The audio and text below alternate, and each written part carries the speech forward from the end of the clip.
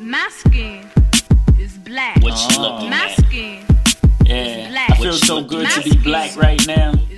What you look- Welcome to episode 123 of the Black in Fashion podcast. Guys, I hope that you guys have gotten caught up on all of our episodes thus far. We have just started season 4, and this is only episode 3 of season 4. Don't forget to send in your black notes. You know, we want to hear from you guys. We want to be able to provide advice, mentorship, coaching, really be able to help you guys wherever you are in your journey. So they can be anonymous, or you could put your name on them, and we'll definitely let you know ahead of time when we'll be reading your black note so that we can pass on a lot of great information and inspiration. Also, don't forget the I Am BNF campaign. We want to know what it's like to be black in fashion and what being black in fashion means to you. So feel free to post your videos and tag I Am BNF, or you can send them directly to us so that we can post them. So today I am joined with Miss Sydnie West. Sydnie is actually one of the clients of LC Apparel Consulting. She is a plus size wear designer, and she also concentrates and focuses on denim, women with curves, and of course, building up confidence. So Sydnie, thank you for joining us today. Thank you, Lanice, for having me. Mm-hmm. Are you nervous? I haven't done this in a long time. I went to school for broadcast journalism, so Yes. But I was more television, radio. I felt like I was talking to myself. Girl, you was, because that wasn't even on here. But no, we talking. So Yeah, we got that's all that matters. right. So yeah, I felt like I was talking to myself when I did radio. But Gotcha. yeah. Did you not have guests and stuff? Well, actually, let's get into that. So tell me a little bit about your background, where you grew up, and a little bit about you. Let's start there. Okay, so I was born in Dallas, Texas. I do not remember it. My parents moved back to Atlanta, Georgia, where my dad is from South Georgia, Cordele, Georgia. It's very country, and my mom is from Nashville, Tennessee, but they met at Clark. So I moved back when I was 1, and I was born and raised, basically raised in Atlanta until I decided to attend the great Bethune-Cookman University in Daytona Beach, Florida. I am a Wildcat. And so I went there for 4 years. Florida is totally different from Atlanta. They're behind. I can imagine. A lot of years on hair, on fashion, on music, when I tell you. And it's crazy because my hairstylist at the time, growing up, she was a person that she is from Miami. And so she was she had let me know, she let me know from jump, hey, you going down there, they still using VO5. Oh, Lord. Okay. VO5? What? VO5, What year was this? I went there in 2007. Yeah, okay. August 22nd. Yeah, we just 2000. Yeah. Yeah. Girl. So I went there, and they had the same 6 hairstyles. The invisible part that was not invisible, bob or long. So that was the 2 different ones. And they had the long braids. I can give the braids, they the braids, but. Yeah, not that, when you come from Atlanta's the hair capital of the world. Yeah, so they be coming down. I know when I come to Atlanta, I got to come with my bundles and tags. I got to make sure my hair is on point. And I have the short hair now, but I stayed with the bundles. I started getting sew-ins later, but I always had hair. They can't even do natural hair. You go and be like, hey, can I just get a flat iron? Bust down the middle or side part, whatever. They can't even do that. Lord. I actually ended up finding a lady. She's an older lady, and she was great with the wraps, and she charged $25, $35 if you want to relax hair in color. $35 for a girl. When I tell you, because I was like, ma'am, how are you making money? I'm thinking about her overhead. As a person, I'm because I always knew I wanted to own my own business. I'm what's your profit margin, ma'am? But that's crazy. Yep. And I forgot. I always do an icebreaker when I start the show. It's called This or That. Yep. So I need to go ahead and just hit you on the this or that, babe. Okay, so skinny leg or flare leg? Flare. Motorcycle jacket or trench coat? Trench. Mini skirt or midi skirt? Mini. V-neck or crew neck? V. Hoop or stud? Hoop. All right, last one. A brim or a beret? brim today. Brim today today. I'm feeling brim. Okay. All right, cool. So can you tell me about just about like your journey as far as being like a fashion designer, like how it came about, you know, how it started, you know, and yeah, let's start there. Okay. I always have been into fashion, but never thought that was the route that I was going to take. So from 9 years old until 7 years ago, I thought I was going to be the next Oprah. Like that was the journey I was on. Oprah. You know, and my two older uncles went to school with Oprah. So, and my younger cousin was like 4 years apart. He worked for her father in his barbershop. Nice. So I always was like, that's my journey. I'm following it. I'm on my own production company. I always knew I wanted to be an entrepreneur before I knew what that even was. At 9, I was like, I'm on my own production company.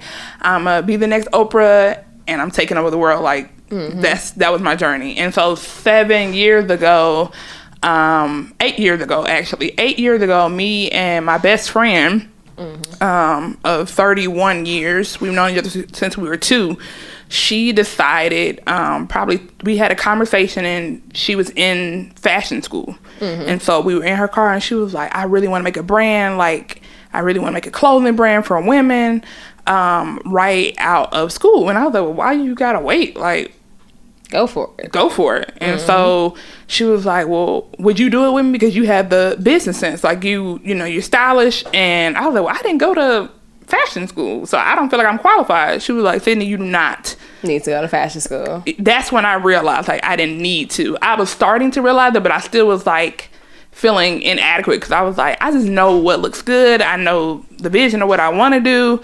And so West McCoy was born. At that time, it was not called West McCoy. It was called a whole bunch of other names. Give me one. Okay, I'm like, just give me what the names used to be. One of the names was Eclectic Muse. And we were going to actually do men. So we had a lot of, you know, we veered off. That was the first mistake we did. We wanted to do women at first, but we had a lot of our guy friends was like, no, y'all should do men. And so we started the process of making men's bow ties. So West McCoy started as a men's bow tie brand to go to accessories and then create a full-fledged men's clothing brand. Gotcha. But that did not go over well. And so I have a lot of the bow ties to actually prove it. That's sitting in my house. You still got bow ties, Greg? I don't even know what I want to sell them bow ties at the pop-up shop. Or consolidate. Do something with those. Somebody said that, or put them in, you know, my product bags and stuff, or packages when they go out or whatever. Absolutely, like a little gift for purchase and stuff like that. But also, you can definitely, like, during the holiday season, girl, you can sell those. Just like to get rid of them or whatever. Yeah, I just want to get rid of them. I'm just like, hey, I just want to get rid of them. I didn't pay a whole bunch for them, and I want to get rid of them. And I have scarves too, but the scarves, I feel like I can go ahead and sell those, so that's not a problem to go ahead and sell those. Yeah, definitely. So that's how we, and then and so then after figuring out that, hey, customers were like, guys could tell we was not interested in both sides. Like, that was not our passion. When I talked about it, it was not. And so her mom, because we started the business together, and then we ended up coming with West McCoy, which was her last name is McCoy, which is Cuban McCoy. And then my first name is Sydnie, and last name is West. So we just did West McCoy because it just, and it's crazy because it got a nice ring to it too. Yeah, it does. And we had a friend, and he was like, "No, like, eclectic music is not gonna work." And he was like, "Y'all need something to describe y'all." He hating West. Well, he was right. He was right. I like eclectic muse. I mean, not for a clothing line, but I like it. Like, I don't know, I guess for a song or for like a collection. Yeah, like a collection itself. I like it for that. So he was right. He said it need to be West. What's her last name?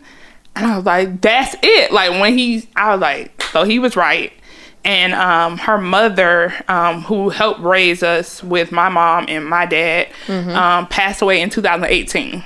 Okay. So that put a halt to the brand, and she was trying to keep pushing. But of course, I was like, no, like, if you lose a parent, I could only imagine. So we need to, like, take a break. And ultimately, we ended up... God came to both of us and was like, Sydnie, you gonna run the brand by yourself, and Kiva's going to exit. And I'm like, I'm not telling her that. So who's gonna be the one to tell her? And she came to me like within the next couple of weeks and was like, hey, so I want to sign over everything to you. And it was easy because of the fact that the only thing that was really in our like names or a point of contact was our state business license. Gotcha. The business license, the trademark for the logo and the name is actually under West McCoy. So that was a great thing. So in 2019, I started figuring out what I wanted to do. I know I had heard that, you know, figure out a pain point or a problem that you're trying to solve. Absolutely. And I've been plus size since I was in the 4th grade. And always when I got older, I'm like, man, my friends are smaller and they get all these cute clothes and I couldn't find anything. And so I realized that was a pain point. And then I started overhearing women as I got older going into different stores and hearing them like, oh my God, like this stuff is ugly. It's too much fabric. It's prints. It's all this. So that's when I decided to go the plus size woman journey and stuff like that. So what got you into denim? Like what was it around denim that got you just like kind of hooked on it and wanted to kind of focus in on that route? So as a kid, I mean, even as a teenager, I always grew up wearing denim. So I was the one that had like 20-something pair, 30-something pair of jeans, like all different styles, wide leg, boot cut, all those things, like flare, high rise. I was always the one that was like, okay, I'm gonna have denim. And then as I got older, I kind of got away from it a little bit, but still loved it, but it was expensive. So I was just like, okay. So then I had a friend come to me and was like, you don't really wear denim like that. And I'm like, that's it. I was looking for a niche other than plus size to niche down further. Gotcha. And then I was like, denim. And then I started doing my research on it and didn't see a plus size denim company. And then the stuff that I was seeing was not offering the silhouettes and the things that I wanted. Like I wanted something fresh and I wanted something to play around with different colors and not just blue, but your creams, your browns, and I realized the world was endless of opportunities when it came to denim. Absolutely. Okay. So tell me, so I have a segment, it's called It's a Success or It's a Disaster. So I want you to tell me about a time in your journey, like as you've been running your business, that something went completely to shit. It went to hell, but you learned something from the experience and it made you a better business person. I got scammed out of $6,100, probably more than that. Oh, Lord. Last year in 2021. Okay. I hired a manufacturer, full service manufacturer. So he was going to be managing the whole process. I picked out, we started February of 2021 and then sent him over my designs and things like that. And he's a vet in the industry. And stuff like that. So, you know, had been styling and decided to go ahead and into manufacturing. And was it this, what state? It was in Georgia. Atlanta. Okay, Atlanta. Okay. Yep. Right. So he's from Atlanta. The company's in Atlanta. Gotcha. But yeah, ultimately, I picked out fabric swatches. And ultimately, I was supposed to launch 8/1 and 8/15 of 2021. Never received my nothing, no patterns, no samples, none of it, grading, none of it, and ultimately had to go to court. But the 2 addresses from the contract that I signed, they were not even, there was nothing there. So you couldn't serve him? No, so they still have not been able to serve him. Wow. And I should have known. The lesson that I learned was I asked questions, but it was always like, well, you know, in the fashion industry, it's not, you know, that we can't put time on that. We can't put time that we're going to get you your flats or your patterns, or we can't do that. And our last meeting was by Lenox Mall. And ultimately he was just like, yeah, I don't even know when I'm going to have your stuff ready. That was the last conversation we had. And no, that was one of the last. The last conversation was, I'm trying to serve you at this point in time. And he picked up the phone and he was like, I'm overseas. What do you want? And I was crying, sitting on the floor in my bedroom. Wow. So there was nothing. So I will sit there and say, when red flags is what I learned. If people don't want to answer just basic questions, and I will say that was one thing when I went with you and I started doing my research and things like that. And Jessica Williams had referred you to me. I was like, dang, all the questions that I had was on your website before I even booked a consultation or anything like that. But I already had the questions. I was like, okay, if she can't answer these questions, but you ended up answering it before I even had a consultation, and then answered even more stuff that I didn't even think I needed to know. So I will always say, like, make sure that you're learning. Make sure a red flag is that if someone's like not giving you just basic stuff, like basic, hey, when can I have my patterns? Right. When can I have my flats? Like, that doesn't take that long from you know what I've learned from you. It doesn't take that long, and so definitely learn to ask questions. If they don't get answered, if you feel that intuition that something is wrong, and I started feeling that, and I should have listened to that. Gotcha. So with the process of that company or whatever, was it similar to ours? Like, as far as like they flats and patterns and fit sample, final sample, like, was it different? Like, I'm just curious to like what they was offering up for $6,000. Nothing, because all the things that I was supposed to get tangibly, I didn't. Nothing. Like, other than us having a meeting at the coffee shop, because I never. And that was the thing about it. Like, you never went to a location. No. And then when I was trying to, I was like, okay, can I come to the factory? Oh yeah, you can come. And never was able to get. That's another red flag too. You was never able to go to the factory. Never able to go to the factory, because he was like, everything that you need as far as fabric stuff, I gotta go to LA. And I'm like, okay, so what was the 6,100? And he was like, basically, that was me to get to LA.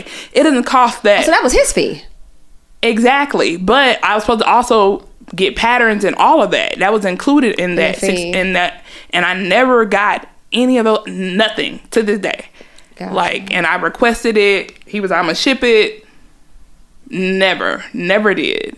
So I was told to let that go. So not by God. He was like, I got you. Don't worry about it. Right. And yeah. But definitely God was. I wanted to go another way, but I had to let that go. And I believe in karma. So you do that to somebody else, like there's other people that's not so nice and moving on, as me. Gotcha. So.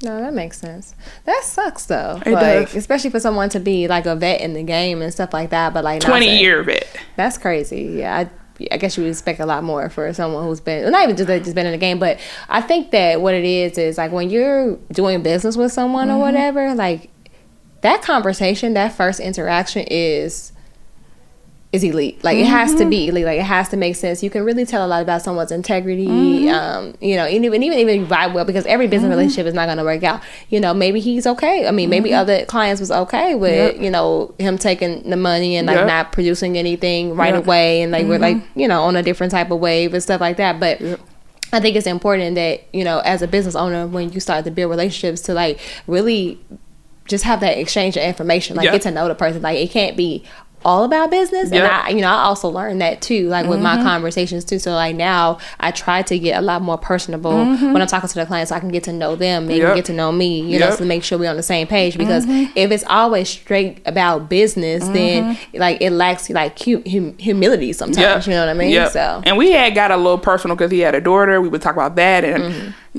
just the things that she was doing. We also was kind of exchange too of information, because I'm in television, but that's my 9 to 5, and I know about content creation. And so he was like, hey, how do you market it, things and all that. He wanted that information, so I gave him that information. And then just talking in general, we both from Atlanta, like, our upbringing and stuff like that. So it was not, but I never would have thought this would happen. That was the biggest thing, because I'm like, it was a blind side, but I definitely learned a lot. Learned a lot. Gotcha. That makes sense. Okay. So what keeps you like inspired? Actually, no, I'm taking it back. Well, before I go down, that's going to be the end. But I want to go here. So within the plus size market, what do you feel like are some things that are commonly unrepresented in the plus size market? What do you feel like is something that they think, cause like you said that you would hear people going in the store like, this is ugly, this is that. Do you find that the way the clothing is being made is not for like particular body types, or they think that you guys just want everything flowy? Like, what do you feel like is like that common like thing that's just like, no, stop doing that? Yeah, I definitely feel like it's a fit. That's the biggest thing to everybody, like me, everybody. But then also the representation of, there's only like, even, it's only, plus size is considered like now, like the BBL girls. We're real plus size is real plus size. We got rolls, we got fat, we got cellulite, like we have all of that. And I feel like we're not being represented at this time in that like real plus size. And also in the ads, I think it's always like the fit models are 14 to 16. But it's never like, okay, can we get some 22s, 24s in there?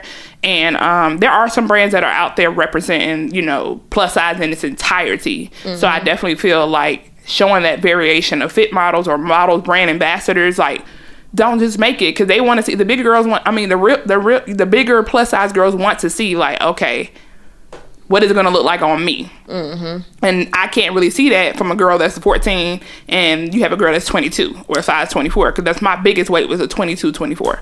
Gotcha. And so I definitely think that's missing. And then quality. Like, there's no high end. No, I mean, and if it is, it's super, super, super, super expensive. What's a high end plus size brand or high end plus size designer that you could purchase from that actually carries your size with quality? Are there any? Because I can't think of one. Right. I mean, Christian Olmsson is one, because she does ready to wear. Yeah, that's the only one I could really think of that's high end. That's high end. I didn't realize and I don't even that. think she's like super, super high end, but I think that she is definitely contemporary. Gotcha. Better. I didn't realize that until honestly, I could actually say last week. I don't know if you remember. It's another girl from the Fashionpreneur Academy. Her name was Jalita. I don't know if you met her. She's on a plus size line. She was like, you know, I want to shop at Saks and I want to shop at Nordstrom's and you know I want to go into these high end stores, but they never have my size. And I was just you know, it didn't even dawn on me, and I was just like, damn. A lot of these, she just told me how much she loved Balmain. She's like, I love Balmain. I can't buy Balmain because they don't have my size. And I was just like, they don't have it, and they're not gonna make it. They're not gonna make it, right? I was just like, you got to get that custom made if you wanted to, and that's just like OD. Like, yeah, because they feed people like Lizzo, love Lizzo, but a lot of stuff that they making for her, they only making that one of one. Right. Like, how are you gonna sit there and have her as a brand ambassador and not wanting to make, you know, an actual line that supports other people that look like her? Yeah, that representation. They just want to make it for her. And but West McCoy would be that. So, hey, you know, and we'll be, you know, doing all the, you know, we're coming out, we're starting out, we're definitely doing 3 price points. So definitely better, bridge, and contemporary. Love that. So tell me about what does education like mean to you? Because I know we talked about it before, like, you know, making sure that you learn and stuff like that. But I think it's a different type of mentality to have where you're constantly like trying to like feed your brain. So like, what does education do for you?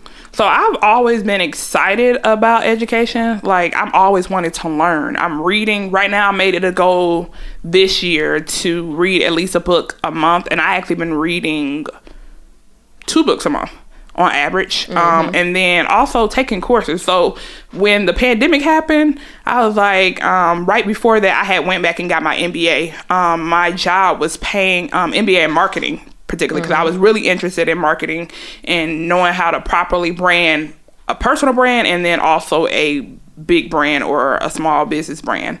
Wanted to learn that. So in 2018, I think I went back to school to get my MBA, and then I graduated in 2020. And then also continued it. I went ahead and during the pandemic, I was like, oh, y'all giving out these stimulus? Right. Okay, I got a couple of classes I want to take. So I took my stimulus money and enrolled. The first thing I did was enroll in Jess's course, a regular Jess's for irregular exposure. She has a mentorship. Fashionpreneur Academy. Fashionpreneur Academy, right. But she's great.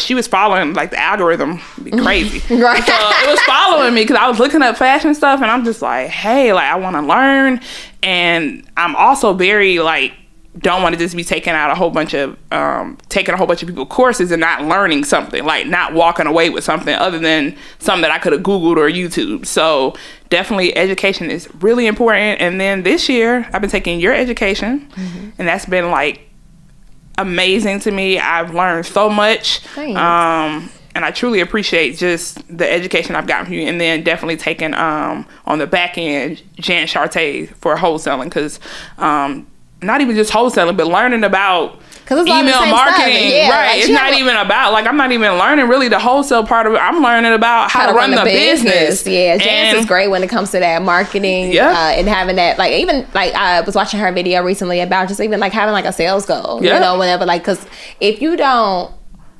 plan it, you can't track it. Definitely. If you can't track it, you can't manage it. If you can't manage it, you can't improve it. So I feel like there's a lot of people out there in the design world that just be winging it, and it's just like, y'all got to stop trying to wing it. I waste a lot of money trying to wing some shit. I definitely was a person that winged it the first time. First of all, I didn't know you needed a pre-launch, a launch, and a post-launch strategy. I was like, what? Hell yeah. I thought, no, for real. It's so funny because when I go back to my first launch was my second launch, when I did women's, because I tried to launch in 2020, October. My launch was in my house. I thought removing the check on the back end for Shopify was launching, and posting some things on my personal social media and West McCoy's social media was launching. It is not. So this time I'm learning just like how everything coming up with marketing campaigns before you start. How do you want it to look, feel, sound, like all of those things? And I learned that from both of y'all, and both of y'all's assignments coincide. So a lot of stuff I be like. But that means we're doing something right, because I would actually be worried if Jance was teaching you something completely different. I think she would be worried if I was teaching you something completely different, because it'd be like, wait a minute now. If we were not in sync with the type of things that actually work. And that's one thing I think that me and Jance do, right? We know what works. And because we've been in the industry long enough and we've seen so many things, like, this is what works. Right. You know? Right, definitely. And if it was someone teaching something completely different, I'd probably be like, what you learning over there? She'd probably be like, what Lenny's teaching you? I'm like, what Jance teaching you? Right. Like, so it's crazy that it's more so wholesale, but we're doing like actual, garments, like direct to consumer, but it's the same thing. The formula the game don't change. We're not even, and the thing about it on that side, we're not even learning about wholesale. We're not. The game, I can actually say the game doesn't change. Like, the stuff that I teach or whatever is stuff that I learned. I learned this stuff, and some of the stuff I teach you, I learned in college. Some of the stuff I teach you, I learned when I was like fresh in industry. But most of the things that I teach, everything that I teach, it ain't changed really. You know, like, I mean, granted, social media has more of a big impact now with the way you do it, but strategy is strategy. You know, like, but then I'm learning that part too, that like, you don't want to like lean too much on social media, because it's happened. Instagram has went out and people are mad, like, oh my god, my brand didn't make that much sales today. I'm learning that, like, what are other ways that you can go ahead, if the internet go down today, you got to mix a little guerrilla marketing into that with some digital marketing and social media marketing. So it can't just be all. So even like podcasts, I tell people all the time, you know how many people subscribe to podcasts, listen to podcasts? Definitely. You run ads on podcasts. That's why we have ad placement here too. Like, you know how many people listen to this podcast all over where they're even not just this podcast, so many podcasts, you know? Like, and then depending on your industry and what you do, I'm like, okay, well, you need to be like, one of my girls does like very sexy clothing or whatever, it's like lingerie and stuff like that. I'm like, you need to be on the cocktails podcast. Like, you should run an ad there, because that podcast is driven around sex and intercourse, stuff like that. And their sponsors should align with that. So a lot of times or whatever, even like if you put your clothes on, like even like a mental health or something that pushes confidence, you know, and stuff like that, or health, or like weight journeys and stuff like that. Boom, you know what I mean? So like, it's thinking outside the box with your marketing. Like, social media ain't the end all be all. Your brand, and I always say, you're not creating a consumer, you're targeting one. Like, we're not creating a whole new customer base. They're already out there. We're just trying to get them to shop with us, become brand loyal to us, and that's what it's about. And understanding their lifestyle more than anything else. How this person shops, how often this person shops, how much they spend, what they're looking for in their clothing. Like, it's very, I'm pretty sure y'all know, but fashion is mad psychological. It's superficial, it's psychological. Like, it's up here. What we wear changes our mood and how we feel, how we think. Like, but they just, I'm just gonna take some pictures of me in my mirror and throw them up on Instagram, and you're gonna be a millionaire. It just don't work like that. Definitely. I definitely agree. Definitely. So our last segment before we wrap up is called It's a Muse. So I would like for you to share, whether it is a book, a quote, a mantra, a morning ritual, a nightly ritual, anything that continues to motivate you, inspire you, and keep you going, that you like to share with someone else. I guess my quote that I always live by is handle your business while doing your business. And what I mean by that is, as creators, we get so caught up in the creative part of it, you know, how the clothes should look and the different patterns and the different colors and all that stuff like that. But we don't handle, I've met so many people that like don't even know what an LLC is. They don't know what it is. They think a LLC and a business license are two separate things, and they think that's something that you got to file separately. So I always, you know, that was one thing from the beginning. Like, I was in the library reading business books on how to set up my business entity, you know, and also got my stuff trademarked and stuff like that. And I know some people will tell you like, oh, wait on the trademark. No. I went ahead and got my state business license, my EIN, got trademarked. We had a business agreement between the two of us. Like, when it comes to handling the business side, I'ma definitely do that, because it can always come back and bite you in the tail. Even with taxes, like, I've been filing taxes when West McCoy wasn't even making any money. Like, just filing all the money that I put into the business on my taxes. And so that's a big thing of what I definitely live by. A book that I would recommend, one of the books that come off, I guess, at like off back is FUBU. Damon John book, the first book, and it's just telling just the whole build of FUBU and stuff like that. And I found that very intriguing, especially that's a Black brand, and back in the later 90s, early 2000s, that was the brand. And so I wore it. Me and my cousins had it on religiously. So learning that, those are the two things that I would definitely say is handle your business while doing your business, and then definitely reading the Damon John book, and then also other fashion publications. I think I like reading autobiographies, so I've Diane von Furstenberg. I read Tommy Hilfiger, American Dream, I think that's what it's called. So definitely I continue to read, and then always educating myself and seeing what new trends is going on. Love that. Okay, well, thank you so much. Well, they need to know where to shop, where to follow you, and how to get access to you. So definitely throw out your social media handles, and then of course I'll put them like in the show notes as well. But look out for West McCoy. And Sydnie, go ahead and tell them how they can see you, react to you, and tell them about your reels too, girl. Tell them about the content real quick. Oh yeah, I make content. That was another thing, making consistent content every day. So that'll be a nice smooth transition when West McCoy will be launching spring of 2023, and we can be found on Instagram at West WEST McCoy MCCOY. We can also be found on Facebook as well. West-McCoy is on Facebook. My personal Instagram is Sydnie SYDNIEK West WEST, and you can see all my reels. I do fashion and styling reels, and do a lot of denim looks and try to add those in as well, but definitely styling for the plus size woman and building up her confidence. Gotcha. Love that. So thank you so much for joining me today. I appreciate you. Thank you for coming on. Thank you for being an amazing client. I have to give you your flowers on that, because I would honestly say that, like, I haven't had I have them now, but like in the past and stuff like that, I haven't had amazing clients. And I think that is one, I think I posted it earlier, working with, like, being easy to work with is a very underrated skill. Yep. You know, being able to communicate with people effectively and talk to people, and just literally always being solution oriented. Like today, me and Sydnie had a fitting. Not everything was like where it needed to be. Whereas like somebody would have gotten really upset. It's like, okay, it's not the end of the road. Right. Like, we're not launching like tomorrow. Like, okay, let's go. And like now, what we got to do to fix things, because in the development process, things get misconstrued. You know, things cannot fit well and stuff like that. But I can honestly tell you, Sydnie, had that may have been somebody else that didn't have the same mentality as you, they probably would have been pissed.